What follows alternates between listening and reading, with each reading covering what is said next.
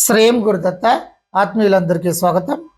ప్రపంచ ప్రసిద్ధిగాంచినటువంటి క్షేత్రము తిరుమల తిరుపతి మన అందరికీ తెలిసినటువంటి విషయమే. ఇక లడ్డు విషయంలో మనం చెప్పాల్సినటువంటి అవసరం లేదు. పూర్వకాలం నుండి ఏమిటంటే తీర్థ ప్రసాదాలు ఇవ్వడం అనేటువంటిది సనాతన ధర్మంలో దేవాలయాలలో ఒక ఆనవాయితీగా ఉంది. ఎందుకు ఏర్పడింది అంటే భక్తులందరూ కూడా ఆ కాలంలో ప్రయాణ సౌకర్యాలు లేవు కనుక ఎక్కడెక్కడి నుండో కూడా ఈ ఎడ్ల బండ్ల పైన బుల్లక్ కార్డ్స్ అంటాం కదా, అలాగే కాలినడకన వ్యయ ప్రయాసాల కోర్చేసి ఈ వచ్చేటువంటి వారు వాళ్ళందరికీ సరే వచ్చినటువంటి వారిని ఆదరించాలి, వచ్చినటువంటి వారికి ఏదైనా మనం సమకూర్చాలి అనేటువంటి ఉద్దేశంతోనే ఈ ప్రసాదాలు అనేటువంటివి స్టార్ట్ అయినాయి. భగవంతుడికి ప్రసాదం ఇవ్వడం, మనము నైవేద్యం సమర్పించడము అంటే ఎంతో కొంత చేసి పెట్టవచ్చు, కానీ అసలు ఇందులో ముఖ్యమైనటువంటి ఉద్దేశం ఏంటంటే భక్తుల కోసమే నిర్ణయం. ఇక తిరుమల తిరుపతి దేవస్థానానికి సంబంధించినటువంటి ఈ తిరుపతి లడ్డు అనేటువంటిది ప్రపంచ ప్రఖ్యాతిగాంచింది. ఆ లడ్డును తయారు చేయడానికి ఈవెన్ తిరుపతిలోనే ఎన్నో ప్రాంతాలలో ఆ విధంగా తయారు చేయడానికి ఎన్ని ప్రయత్నాలు చేసినప్పటికీ కూడా ఆ దేవస్థానం యొక్క లడ్డు ఉండేటువంటి స్వచ్ఛత కానీ ఆ విధానం ఎప్పుడు కూడా వాళ్ళకు రాలేదు.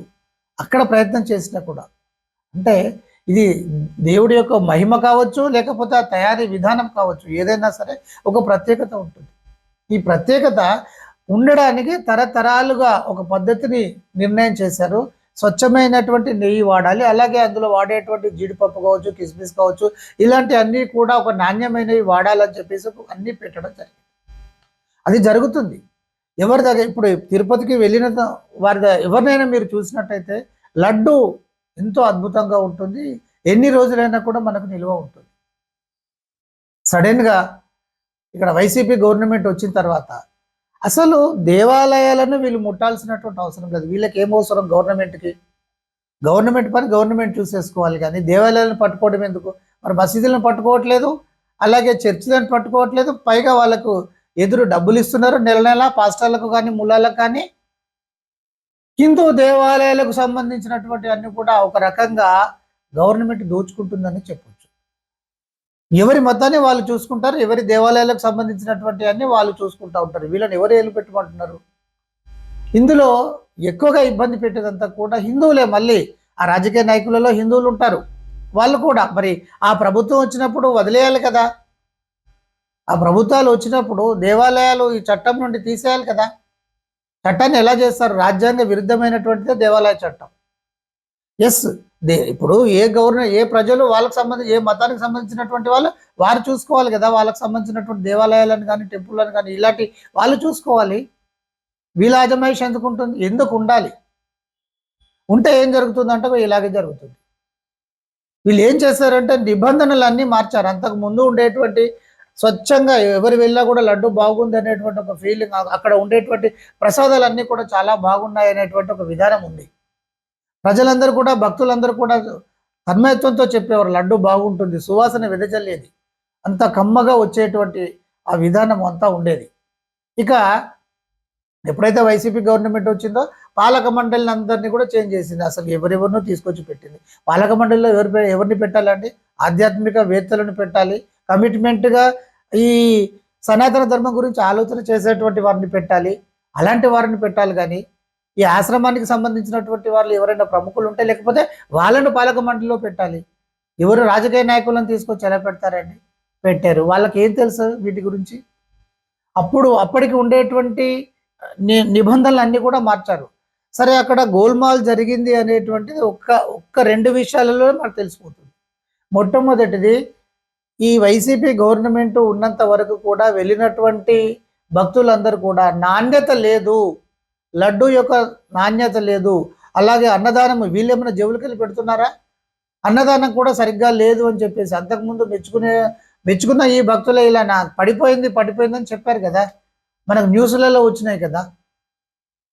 ఇది మొదటిది. అయితే రెండవది ఏంటంటే ఇప్పుడు లడ్డూలో వాడేటువంటి నెయ్యి 320 రూపాయలకు వస్తుందా అంటే ఎక్కడన్నా? ఇప్పుడు హైదరాబాద్లో మేము పాల ప్యాకెట్లు స్వచ్ఛమైనటువంటి పాలు తీసుకుంటామండి, 90 నుండి 100 రూపాయలు ఛార్జ్ చేస్తారు ఒక లీటర్కి.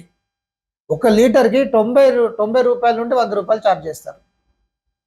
స్వచ్ఛమైనటువంటి పాలు. మరి ఎన్ని లీటర్ల పాలు అయితే మనకు కేజీ నెయ్యి వస్తుంది? 320 రూపాయలకు ఎక్కడైనా సరే నెయ్యి వస్తుందా? ఇప్పుడు మనం జనరల్గా తీసుకుంటే కూడా 700, 800 బయట మనకు వస్తుంది. 320 రూపాయలకు నెయ్యి అంటే ఒక నెయ్యే కాదు, వీళ్ళు వాడినటువంటి అందులో ఉండేటువంటి జీడిపప్పు కావచ్చు, కిస్మిస్, ఇలాంటి బాదం, ఇలాంటివి అన్నీ ఉంటాయి కదా. సో డ్రై ఫ్రూట్స్ ఇలాంటివన్నీ కూడా ఎంత నాణ్యత లేనటువంటి వాడు ఉంటారు. అసలు వీళ్ళకి సంబంధం ఏంది? తిరుమలకు మీరు మేలు చేసేది ఏముంది? తిరుమల ఏమైనా నష్టాలలో ఉందా? అసలు అసలు మీరు టేకప్ చేసుడు ఎందుకు? మీకు ఏం అవసరము? ఈ 2 విషయాలు చాలయా? నిబంధనలన్నీ మార్చారు. ఇప్పుడు మనకు ఏదన్నా ఎక్కువ సామాన్ కావాలనుకోండి, ఎక్కడికి వెళ్తాం మనము? ఒక చిన్న కిరాణా షాప్కి అయితే వెళ్ళము, చిన్న చిన్న వస్తువులు తెచ్చుకుంటాము. మనకు ఎక్కువగా కావాలనుకున్నప్పుడు డిమార్ట్కో ఇంకో పెద్ద మాల్కి వెళ్తాము. ఇంకా ఇంకా పెద్ద స్థాయిలో కావాలనుకున్నప్పుడు డైరెక్ట్గా ఎక్కడైతే మ్యానుఫ్యాక్చరింగ్ జరుగుతుందో అక్కడికి వెళ్ళి తెచ్చుకుంటాం కదా. అది జరుగుతుంది కదా. ఎక్కువ సిమెంట్ బ్యాగులు కావాలి, ఒక 1000 కావాలంటే ఎక్కడికి వెళ్తామంటే డీలర్ దగ్గరికి వెళ్తామా, లేకపోతే ఆ మ్యానుఫ్యాక్చరర్ దగ్గరికి వెళ్తే మనకు తక్కువ రేటు పడుతుంది కదా, ఒకేసారి చేస్తున్నారని. ఇది అందరికీ తెలిసినటువంటి విషయమే కదా. వేల కొలది, వేల టన్నుల ఇక్కడ నెయ్యి, స్వచ్ఛమైనటువంటి నెయ్యి అవసరమయ్యేటువంటి తిరుమల తిరుపతి దేవస్థానానికి నిబంధనలు ఎలా మార్చారు అంటే, హోల్సేల్స్ దగ్గర కాదు, మనం మ్యానుఫ్యాక్చరర్స్ దగ్గరికి వెళ్ళాలి. ఇంతకుముందు నందిని బ్రాండ్ అనేటువంటిది కర్ణాటకలో ఒక స్వచ్ఛంగా నడిచేటువంటి ఒక ఇండస్ట్రీ ఉంది, పాల ఇండస్ట్రీ. అక్కడి నుండి మనకు 1000 టన్నులు మనం తీసుకొచ్చుకునే వాళ్ళం. నాణ్యత బాగుండేది, అందరూ చాలా సంతోషపడేటువంటి వారు, సంతృప్తిగా ఉండేటువంటి వారు. దాన్ని తీసేసి ఎవరైనా సరే, అంటే మీరు ఎవరైనా సరే నెయ్యి సప్లై చేయడానికి అనుకూలంగా ఈ టెండర్లు అనేటువంటివి మార్చారు. ఎందుకు మార్చారు? ఎవరి దగ్గర పోయి తెచ్చుకోవాలి? చాలా మ్యానుఫ్యాక్చరర్స్ దగ్గరికి వెళ్ళి తెచ్చుకుంటామా, లేకపోతే మధ్యలో ఒక బ్రోకర్ని పట్టుకొని నువ్వు తీసుకురారా నాయన అని చెప్పేసి టెండర్ వాళ్ళకి ఇవ్వడం. 320 రూపాయలకు నెయ్యి వస్తుందా? దీని గురించి ఒక అతను స్టేట్మెంట్ ఇచ్చాడు. పంది కొవ్వు 1400 ఉంటుందని. మీరు ఒకసారి పిగ్ ఫ్యాట్ అని కొట్టి చూడండి. పిగ్ ఫ్యాట్ అని కొట్టి చూడండి, మీకు 25 రూపాయల నుండి 50 రూపాయల లోపు ఉంటుంది కేజీ ఫ్యాట్, పిగ్ ఫ్యాట్. ఇక పిగ్ ఫ్యాట్ కనుక 1400 కనుక ఉన్నట్టయితే, ఈ మనం చాలామంది కూడా ఈ పందుల పెంపకం పెట్టేసేసి బాగా వాటికి ఫుడ్ పెట్టేస్తే నీకు ఎంత కొవ్వు వెళ్తుందండి? ఎన్ని వందలు వస్తాయి? సామాన్య జనాలు బాగుపడరా? జరుగుతుంది అలా? అంటే ఎవడి నోటికి వచ్చినట్టు వాడు మాట్లాడడం. ఇంకా దారుణమైనటువంటి విషయం ఏంటంటే, దేవాలయాల పైన, ఏపీలో చాలా దేవాలయాల పైన రథాలు కాల్చడము, ఆ విగ్రహాలు ధ్వంసం చేయడము, ఇలాంటివి ఎన్ని జరిగినాయి? ఇవన్నీ హిందూ మతాన్ని ఇబ్బంది పెట్టాలి, హిందూ మతాన్ని తొక్కేయాలి. ఇక అన్యమత మూలాలు ఉండేటువంటి వాళ్ళని కనుక మనము సీఎంలు కనుక చేసుకున్నట్టయితే, ఆ పార్టీలను కనుక మనం ఆదరించినట్టయితే, ఇలా కాకపోతే ఎలా ఉంటుంది? మీరు ఆలోచన చేయాలి. ఖచ్చితంగా 200% లడ్డు నాణ్యత అనేటువంటిది తగ్గింది.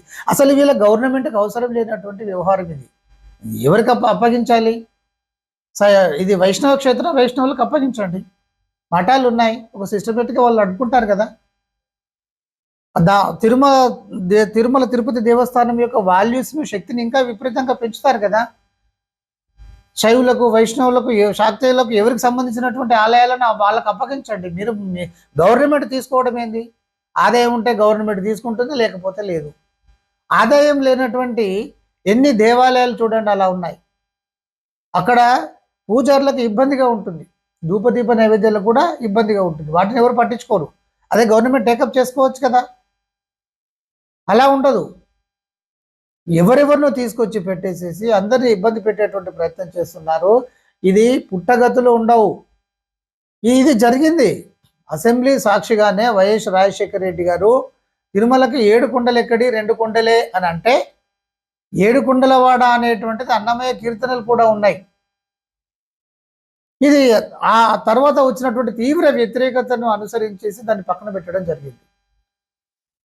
ఇవన్నీ కూడా మన కళ్ళ ముందు వింటున్నాం. హిందువులు ఇంకెప్పుడు చైతన్యవంతం అవుతారు? మీరు ప్రతి ఒక్క హిందూ కూడా చైతన్యవంతం కావాల్సినటువంటి విధానము మనం పట్టుకోవాలి, ముందుకు వెళ్ళాల్సిందే. అందరూ కూడా, ప్రతి ఒక్క హిందూ కూడా ఖచ్చితంగా ఆలోచన చేయండి. అందరూ మూకుమ్మడిగా ఒకటిగా మారేటువంటి ప్రయత్నం చేయండి. అందరికీ బ్లెస్సింగ్స్.